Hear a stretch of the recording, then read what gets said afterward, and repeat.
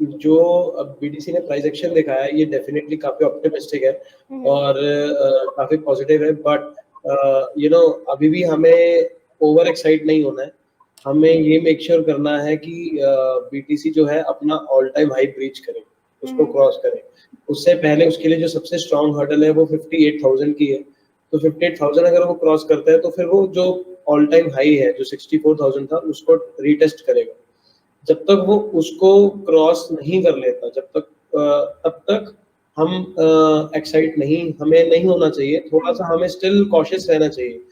It is good कि आज हम इस स्टेज पे हम बैठे हैं कि हम ऑल टाइम के काफी पास में हैं, तो अगर कुछ यूजर्स हैं जो फील कर रहे हैं कि वो बिल्कुल टॉप पे लेके फंस गए थे, तो उनके लिए एक चांस है, राइट। बट ऑब्वियसली अगर लॉन्ग टर्म व्यू देखा जाए, मैक्रो व्यू देखा जाए, अगले 6 महीने, 1 साल या 1.5 साल का व्यू, तो डेफिनेटली उसमें बीटीसी अभी भी अंडर वैल्यूड है, तो उसमें बीटीसी अच्छा परफॉर्म करेगा।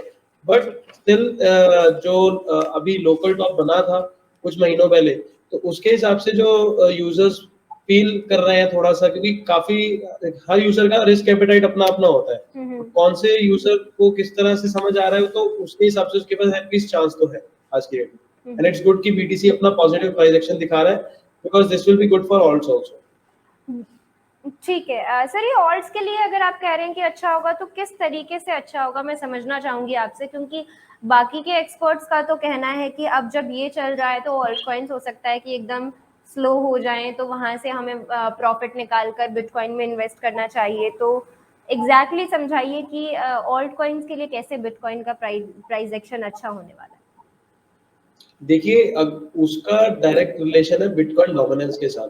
अगर आप इस टाइम पे देखो कि बिटकॉइन की डोमिनेंस बढ़ रही है, राइट। अब पिछले 1-2 दिन, कल पिछले 1 दिन से बिटकॉइन की डोमिनेंस थोड़ी सी कम होनी शुरू हुई है, बट अदरवाइज बिटकॉइन की डोमिनेंस बढ़ रही थी जब बीटीसी कॉन्टिन्यूसली पंप कर रहा था।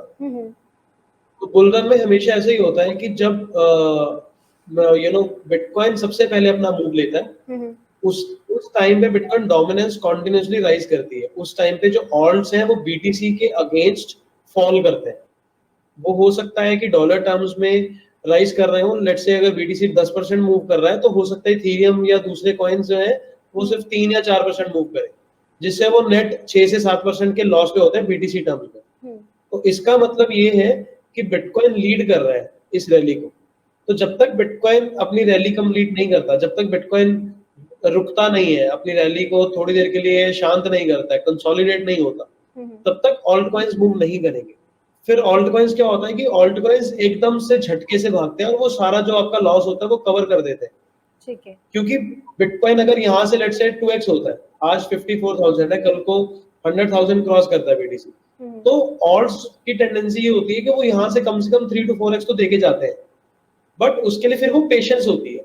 तो अगर या तो इन्वेस्टर्स पेशेंस करके बैठ जाए, कोई बात नहीं, आज बीटीसी भग रहा है, कल को उनका ऑल्ट भगेगा, या फिर वो एक प्लान के अकॉर्डिंगली चले कि अगर बीटीसी पहले भग रहा है तो बीटीसी डोमिनेंस भाग रही है, तो बेटर ये है कि हम पहले अपने डॉलर्स को बीटीसी में बिठा के राइड करें, डॉलर बढ़ाएं, फिर वहां से जब बीटीसी अपना रुकेगा फिर वहां से हम दूसरे ऑल्ट्स में जाए, ताकि हमारा जो मनी है वो मल्टीफोल्ड हो जाए, राइट।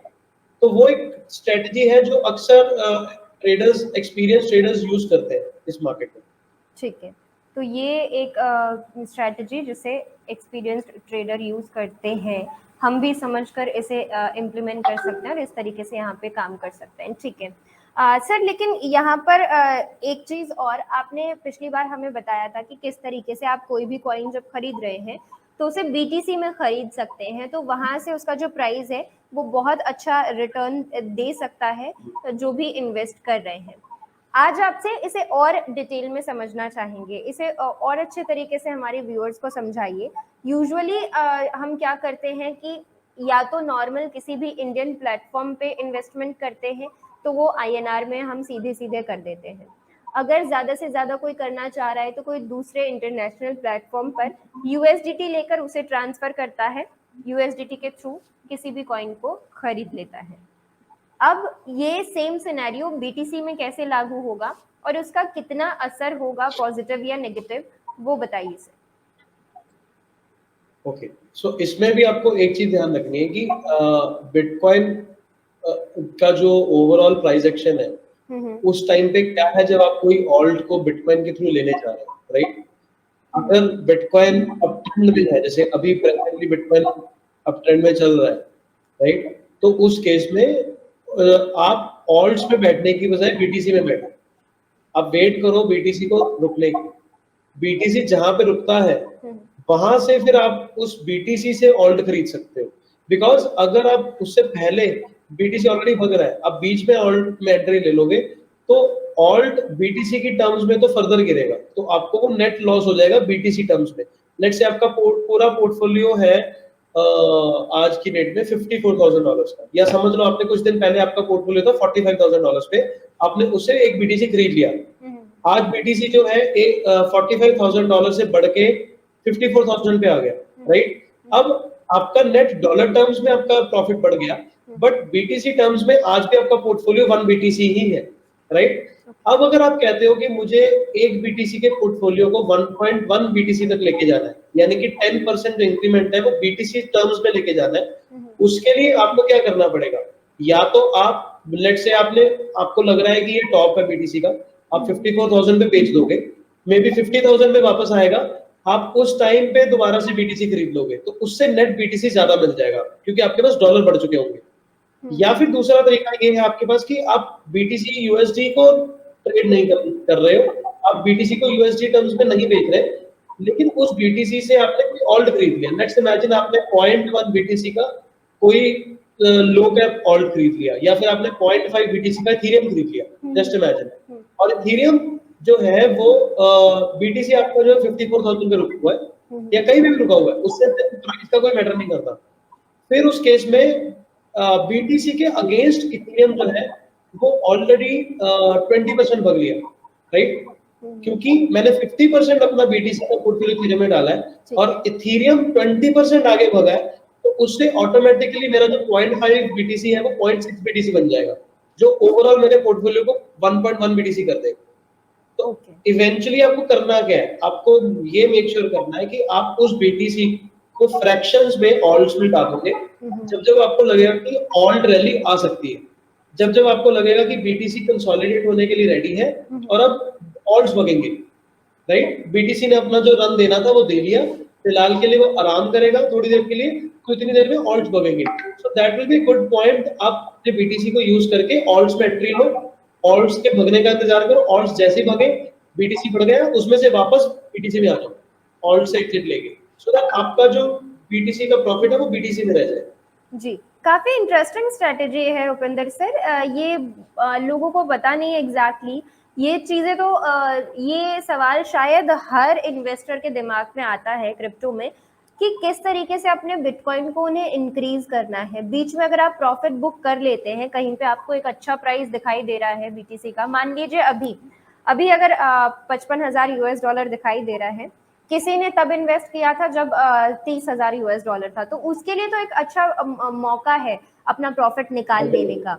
तो बहुत से लोग निकाल लेते हैं प्रॉफिट। उसके बाद ये भी तो होता है कि आपने जो प्रॉफिट निकाला है उससे आपका बीटीसी भी तो कम हुआ है, चाहे आपका अमाउंट उतना ही बच गया, आपने जितना इन्वेस्ट किया था उतना अभी भी आप इन्वेस्टेड हैं, 50% आपने केवल निकाला है, बीटीसी कम हो गया लेकिन आपका।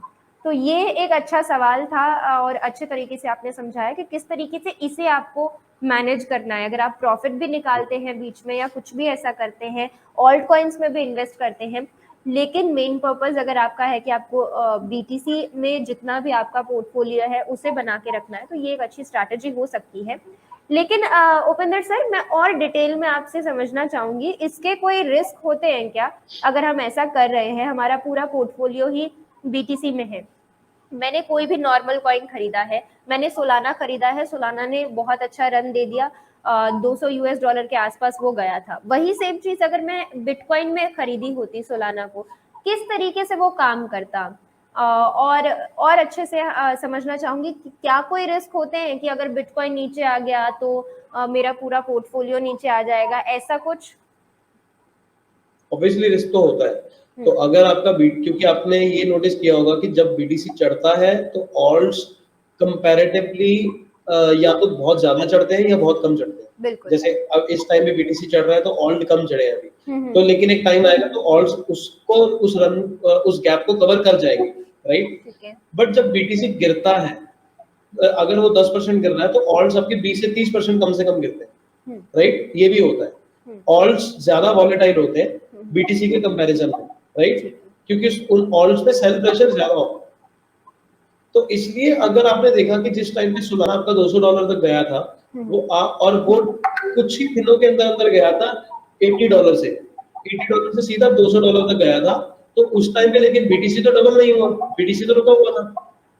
इसका मतलब ये था कि अगर सोलाना आपके डॉलर टर्म्स में डबल हो रहा है, ट्रिपल हो रहा है, हम्म, तो ऑटोमेटिकली वो बीटीसी टर्म्स में भी डबल ट्रिपल हो रहा है, बिल्कुल राइट। हम्म आप सिर्फ उतना माइनस कर सकते हैं जितना, लेट्स से अगर बीटीसी उतने टाइम फ्रेम में 10% बढ़ा, तो सोलाना अगर आपका 100% बढ़ा, तो 100 माइनस 10 90% आपको बीटीसी टर्म्स में आपको बेनिफिट होगा, राइट। हम्म बस इतना इतना डिफरेंस है, बट ओवरऑल तो बीटीसी टर्म्स में आपको प्रॉफिट मिला ही ना। हम्म, तो ठीक है आप इसी तरह से किसी भी ऑल्ट पे अपना प्रॉफिट ले सकते हैं। अब जैसे कुछ दिनों पहले एक कॉल, मैं बता दूं, एक ट्रेड मैंने लिया था सीएफएक्स।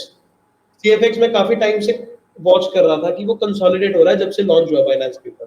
ठीक है ये अब थोड़ी पुरानी बात हो गई है, तो मैंने उस टाइम पे बीटीसी टर्म्स में एंट्री ली सीएफएक्स में, हम्म और मैंने वेट किया, और एक दिन जो पंप आया वो सीधा उसमें 100% का पंप था, और जैसे ही वो पंप आया फिर मैंने वेट नहीं करी कि उसके बाद ये और पंप होगा।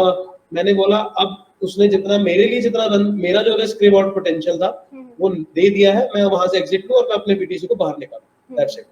तो ये इस तरह से हम ट्रेड करते हैं अलग अलग बिल्कुल पेयर्स पे। बिल्कुल बिल्कुल सर, यही समझना चाह रही थी एग्जैक्टली इस चीज को एग्जीक्यूट कैसे करना है। सुनने में तो स्ट्रैटेजी बहुत इंटरेस्टिंग है, और काफी अच्छे तरीके से आप बैलेंस करके चल सकते हैं। जब भी बिटकॉइन स्लो है, ऑल्ट कॉइन्स अच्छा कर रहे हैं, तो ये स्ट्रैटेजी काफी अच्छे तरीके से काम आ सकती है। लेकिन एग्जैक्टली एक एग्जाम्पल की जरूरत थी जो अब समझ आया कि इस तरीके से वो किया जा सकता है, और वहां से आप अपना बीटीसी भी बढ़ा सकते हो। तो अगर बिटकॉइन उतनी तेजी से नहीं भी बढ़ रहा है तो भी आप ज्यादा चिंता नहीं करोगे, क्योंकि आप ऑल्ट कॉइन से अपना बिटकॉइन बढ़ा लोगे। ठीक कह रही हूँ सर?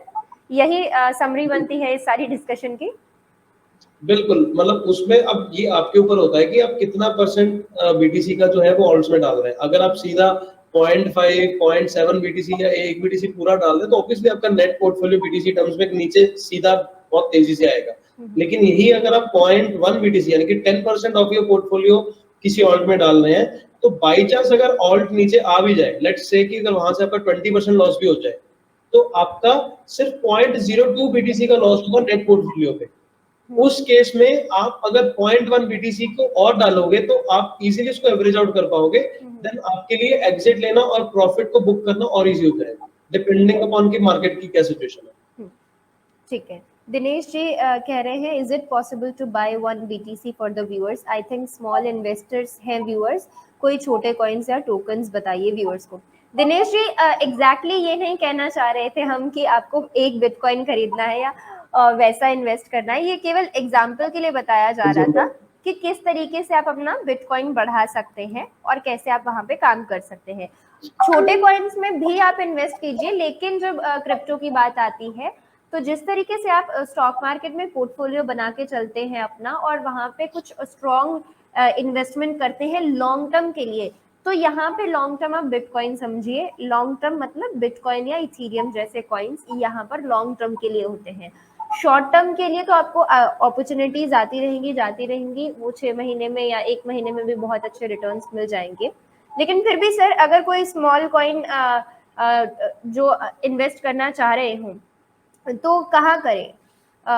कोई ऐसा कॉइन जिस पर आपकी नजर हो। एंड बाकी एक और चीज मेंशन कर दूं दिनेश जी, ऐसा नहीं है कि आपको सीधा एक बिटकॉइन खरीदना है, आप टुकड़ों में भी तो खरीद सकते हैं ना। तो हम कितना भी उसमें इन्वेस्ट करना चाहे, चाहे कोई 1,000 रुपए 5,000 रुपए डालना चाह रहा है, वो डाले बिटकॉइन में, वो बिटकॉइन का उसको 0.000 कुछ मिल जाएगा, और सातोशी कहते हैं इन्हें, इन टुकड़ों को, वो आपको मिल जाएंगे।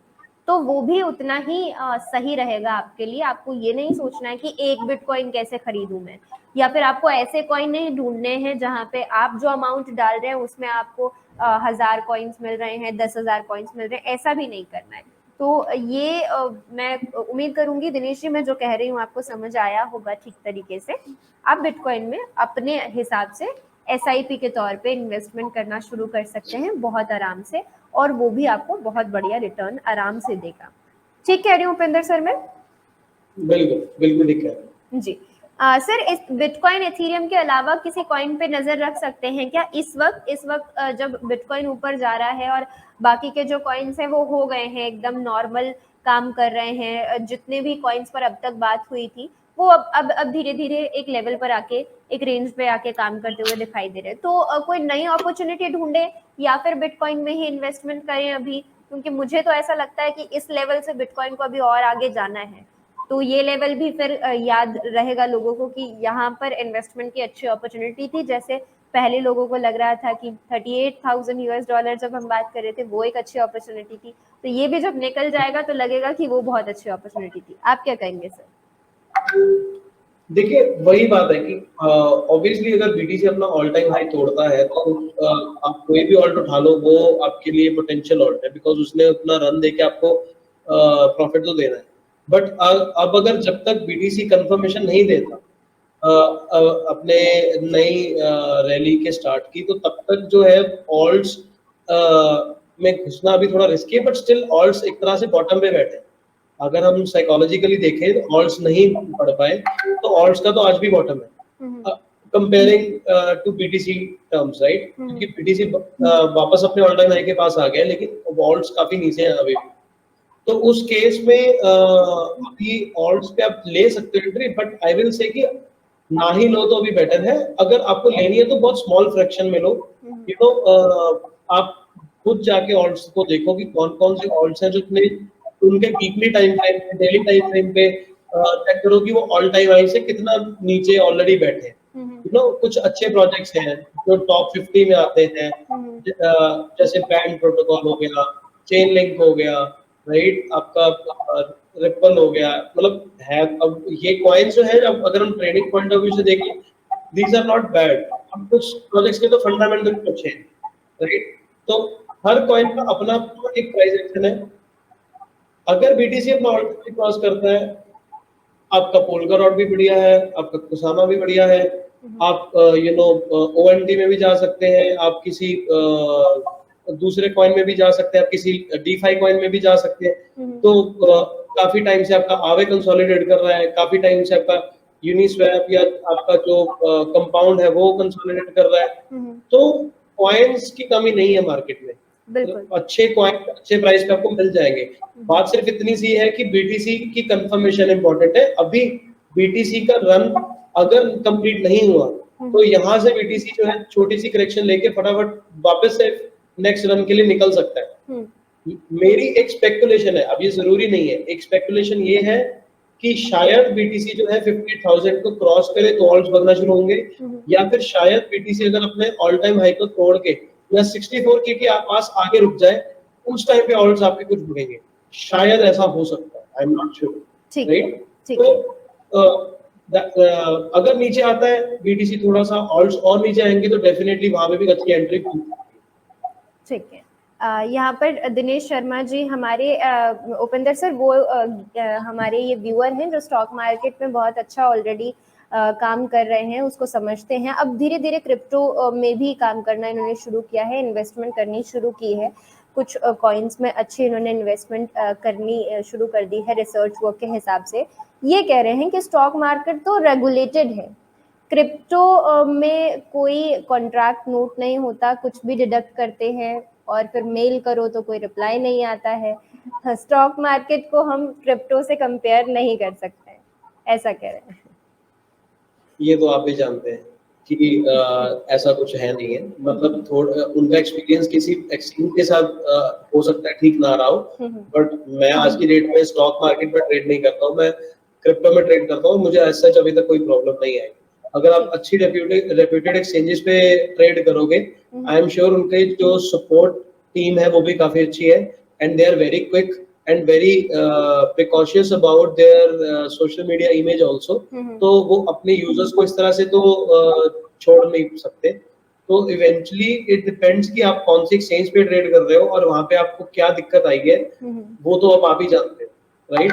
तो या फिर वो एक्सचेंज जानती है, तो अदरवाइज तो ऐसा कुछ भी नहीं है। और रही बात रेगुलेशन की, रेगुलेशन तो स्लोली एंड ग्रेजुअली आ ही रही है सभी कंट्रीज में। जब ऑलरेडी यूएस ने अपना स्टांस क्लियर कर दिया है कि they are not going to ban bitcoin, right? तो और उसने ऑलरेडी ये भी बोल दिया है कि वो 30 कंट्रीज को साथ में लेके आएगा एक परफेक्ट स्ट्रेटजी लेके, ताकि illicit use of cryptocurrency रोका जाए, which is not bad, which is actually good for cryptocurrency. This gives a hint कि हाँ रेगुलेशन आगे आ रही है। जब रेगुलेशन आ रही है तो आप समझ लो कि जितनी भी एक्सचेंजेस अभी इन टेरिटरीज में ऑपरेट कर रही है वो सेल्फ रेगुलेटेड है। दे नो कि अगर कल को रेगुलेशन आएंगी, if they don't comply to those regulations, उनका पत्ता साफ हो जाएगा, उनका धंधा बंद हो जाएगा। तो उनको इवेंचुअली अपने आप को कंप्लायंट रखना पड़ेगा। बाइनेंस पे थोड़ी सी एप्लीकेशंस आए थे, आप देखिए किस तरह से बाइनेंस ने सभी यूजर्स की केवाईसी मैंडेटरी कर दी, राइट? तो ये चीजें ऑलरेडी देखने को मिल रही है, तो यू कांट से कि रेगुलेशन नहीं है। ये आप सही कह रहे हैं कि बाइनेंस में भी केवाईसी मैंडेटरी हो गई है, और भी इंडियन प्लेटफॉर्म्स भी मैं देख रही हूँ, ऑब्जर्व कर रही हूँ, वहां पे भी ये जो है प्रोसेस और स्ट्रॉन्ग कर दिया है। पहले अगर 3 से 4 महीने पहले की बात करें तो शायद वो लोग बहुत इजीली आप उधर एंटर कर सकते थे प्लेटफॉर्म्स पे, अब बहुत अच्छा और तगड़ा केवाईसी वगैरह उन्होंने भी शुरू किया है।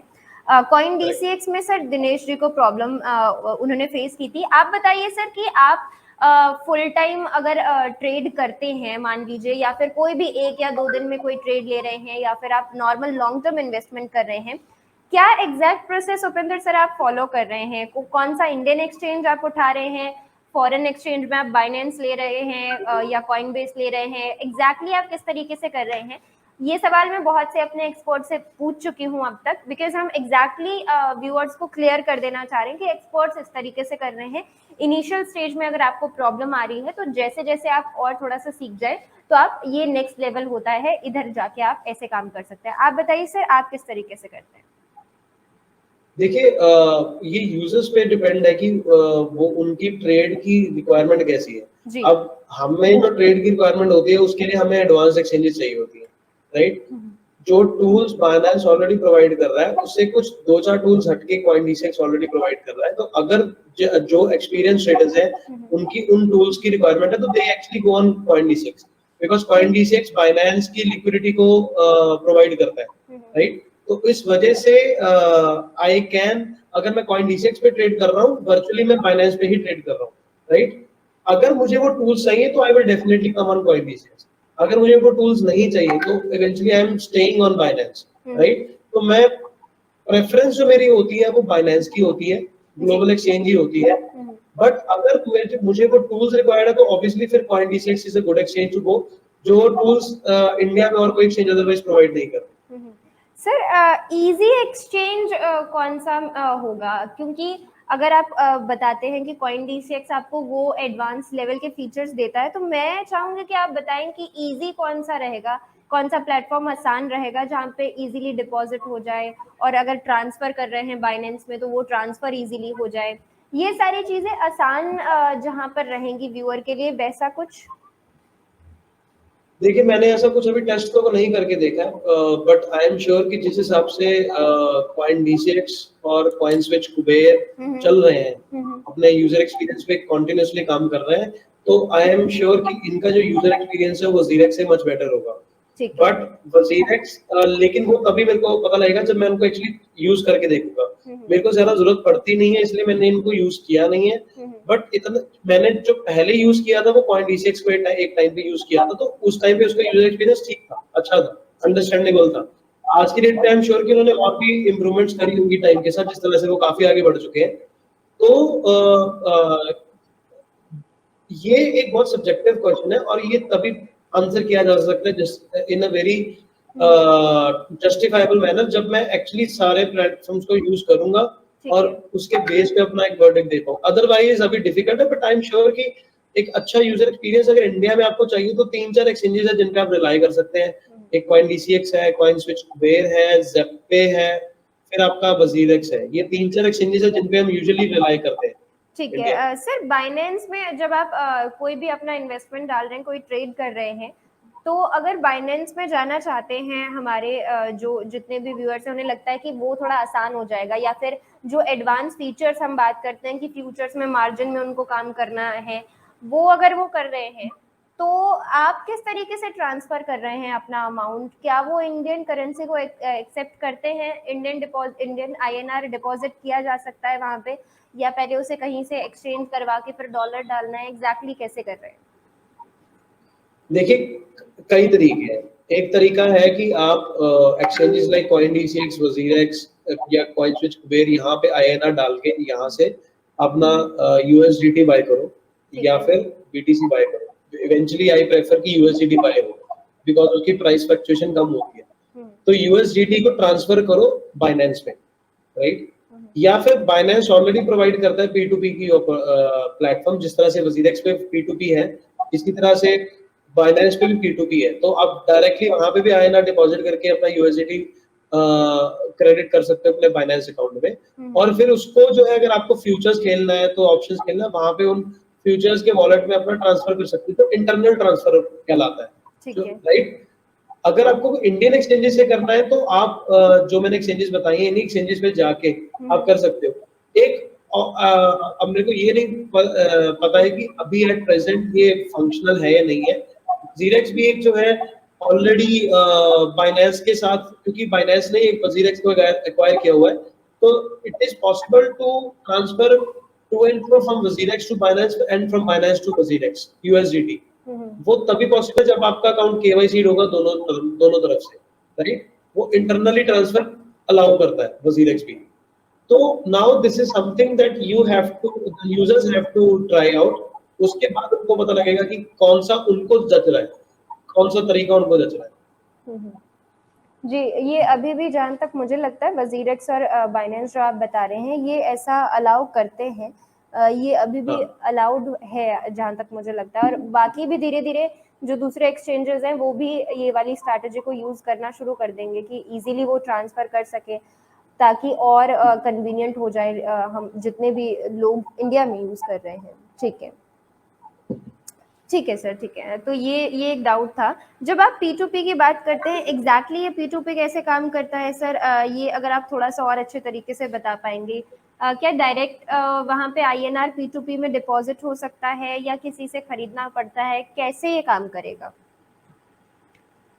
देखिए, जो P2P है उसमें क्या होता है कि पीयर टू पीयर का क्या है, एक तरफ से बायर है और एक तरफ से सेलर है, जो अपनी तरफ से बिड लगा रहे हैं। वो बिड का क्या मतलब है? मैं ये देख रहा हूँ कि सामने ऑर्डर बुक में जो टॉप जो सेलर है वो लेट्स से आज की डेट में 78.8 पे सेल कर रहा है। उसके बाद अपने अपने लोग जो है सेल कर रहे हैं 78.9, 78 या 79। तो 78.8 पे सेल कर रहा है, मुझे बाय करना है। अगर मुझे इमीडिएटली बाय करना है, व्हाट विल आई डू? मैं पहले चेक करूंगा कि 78.8 पे कितनी लिक्विडिटी है जो बंदा सेल कर रहा है, राइट? मैं उसको सिलेक्ट करके, उस प्राइस को सिलेक्ट करके अपनी लिक्विडिटी डाल दूंगा।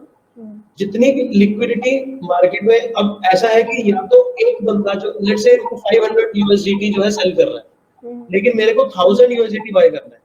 अब ये, लेकिन ऑर्डर बुक पे ये नहीं दिखा रहा कि कौन सा बंदा कितने लिक्विडिटी सेल कर रहा है, उस पे नेट लिक्विडिटी दिखा रहा है उस प्राइस पे 500 USDT, राइट? हो सकता है उसमें 2 यूजर इन्वॉल्व हो या 5 यूजर इन्वॉल्व हो, राइट? किसी का 100 USDT बीच में हो सकता है, किसी का 50 हो सकता है, किसी का 250 हो सकता है, इस तरह से। मैंने बिड लगा दी कि मैं 78.8 पे अपने 1000 USDT बाय करना चाहता हूँ।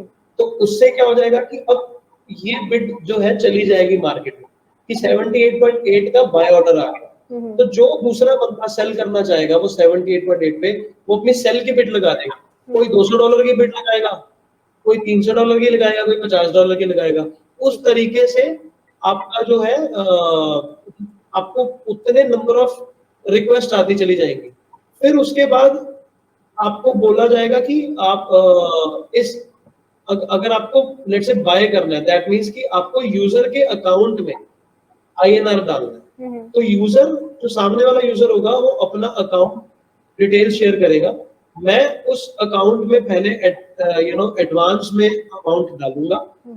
वो अमाउंट जैसे उसके अकाउंट में क्रेडिट होगा, वो यहाँ से कंफर्मेशन देगा एक्सचेंज को कि मेरे अकाउंट में पैसा आ गया है।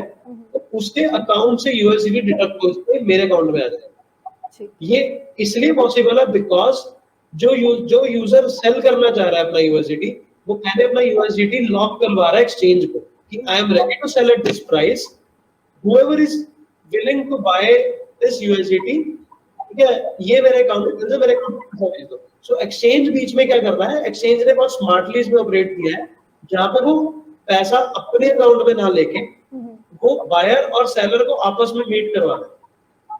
ठीक है, बायर वो क्या कर रहा है, अगर एक्सचेंज बीच में मीडिएटर का काम कर रहा है, वो सिर्फ इतना काम कर रहा है कि एक्सचेंज यूजर की यूएसडीटी को होल्ड कर रहा है, वो यूजर के आईएनआर को होल्ड नहीं कर रहा। तो इवेंचुअली उसने बहुत स्मार्टली लीगल जो आपके रिस्ट्रिक्शन थी, जब बैंकिंग बैन आया था इंडिया में, वजीरेक्स की ये इनोवेशन, तो उसने ये दिमाग लगाया कि यूएसडीटी को हम होल्ड कर सकते हैं, उस पर हमारे ऊपर कोई रेगुलेशन इम्प्लाई नहीं होगी, बट आईएनआर को अगर मैं होल्ड करता हूँ तो मेरे ऊपर रेगुलेशन वो इम्प्लाई हो रही है। तो व्हाई नॉट आईएनआर को डायरेक्टली बायर और सेलर के अकाउंट में टू एंड फ्रो ट्रांसफर करवा दिया जाए, राइट, एंड मैं बीच में यूएसडीटी को होल्ड करती हूँ just as you know a mediator to make sure कि बायर और सेलर के साथ फ्रॉड ना हो। ठीक है, काफ़ी इंटरेस्टिंग है सर, ये काफ़ी इंटरेस्टिंग कॉन्सेप्ट है, और ये इनोवेशन जो किया गया है प्लेटफॉर्म्स द्वारा वो भी बहुत अच्छा है, काफ़ी फिर इससे आसान हो जाता है ये जो रेगुलेशन है उस पॉइंट ऑफ व्यू से भी, और ट्रांजैक्शन करना है तो लिक्विडिटी भी बहुत सही हो जाती है। दिनेश जी कॉन्ट्रैक्ट नोट के बारे में कह रहे हैं कि एक्सचेंज क्या कॉन्ट्रैक्ट नोट इशू करते हैं? कॉन्ट्रैक्ट नोट ये जैसे स्टॉक्स में होता है जी, देखिए इसमें कॉन्ट्रैक्ट नोट क्या होगा, जब आपके पास कॉइन ही आ गया, आपने कोई चीज बाय कर ली, आपके पास जब वो कॉइन, अब देखिए कॉन्ट्रैक्ट नोट कब होगा, कॉन्ट्रैक्ट नोट इसलिए होता है, if I am not wrong, कि आपको कल को ये मेक श्योर हो कि ये स्टॉक आपका है, ये स्टॉक किसी और के पास नहीं जा रहा, राइट, तो वो एक तरह से प्रूफ है। लेकिन क्रिप्टो एक्सचेंज में क्या है कि आपके पास जब क्रिप्टो आ रहा है तो आप विड्रॉ कर सकते हो उस क्रिप्टो को अपने वॉलेट में, तो वो उसकी जो विड्रॉल एनेबल होना ही उसका अपना एक कॉन्ट्रैक्ट नोट है, देखा जाए तो टेक्निकली स्पीकिंग, राइट। बिल्कुल तो अगर हमें कंपैरिजन ही करना है तो आपने कोई भी कॉइन बाय किया किसी भी एक्सचेंज से, अगर एक्सचेंज आपको अलाउ कर रहा है तो विड्रॉ करने के लिए, तो इससे बड़ा प्रूफ आपको क्या चाहिए? ये सही है कि वो आप निकाल के अपने सेपरेट वॉलेट में भी डाल सकते हैं। उपिंदर सर, और भी बहुत से सवाल हैं, जैसे कि पोर्टफोलियो कितना बड़ा हो जाए तब हम एक दूसरा वॉलेट अपने लिए सेपरेटली बना के रखें, कि अब लगता है पोर्टफोलियो बड़ा हो गया, अब अपने कॉइन्स को निकाल के अपने वॉलेट में डाल लेना चाहिए। ये सारी चीज़ें भी आपसे समझना चाहेंगे, लेकिन आज बहुत ही ज़्यादा आपका वक्त ले लिया है। अगले एपिसोड में ज़रूर आपके साथ डिस्कस करेंगे ये और अच्छे तरीके से कि प्लेटफॉर्म्स में रहने दें अपने पोर्टफोलियो को, या जो भी कॉइन्स खरीदे हुए हैं उन्हें निकाल के एक सेपरेट वॉलेट में डाल दें, और अगर ऐसा करना चाहिए तो पोर्टफोलियो आपका कितना बड़ा मिनिमम हो और कि आप इस स्टेप पर जाएं। तो और टुकड़ों टुकड़ों में इन सारे कॉन्सेप्ट्स को समझने की कोशिश करेंगे आपसे, ताकि हमारे व्यूअर्स और इजी तरीके से समझ पाएं। बहुत अच्छे तरीके से आपने सभी सवालों के जवाब दिए हैं सर आज। थैंक यू सो मच हमारे साथ जुड़ने के लिए, और अपना समय हमारे व्यूअर्स के लिए आपने निकाला, उसके लिए आपका बहुत धन्यवाद sir. Most welcome, thank you so much. तो ये थे हमारे साथ उपिंदर सिंह सर, इनके साथ काफ़ी लंबे समय से हम जुड़ते आ रहे हैं। मीम कॉइन्स को लेकर जब बहुत हवा बना हुआ था और लोग नहीं समझ पा रहे थे कि एग्जैक्टली वो क्या होते हैं,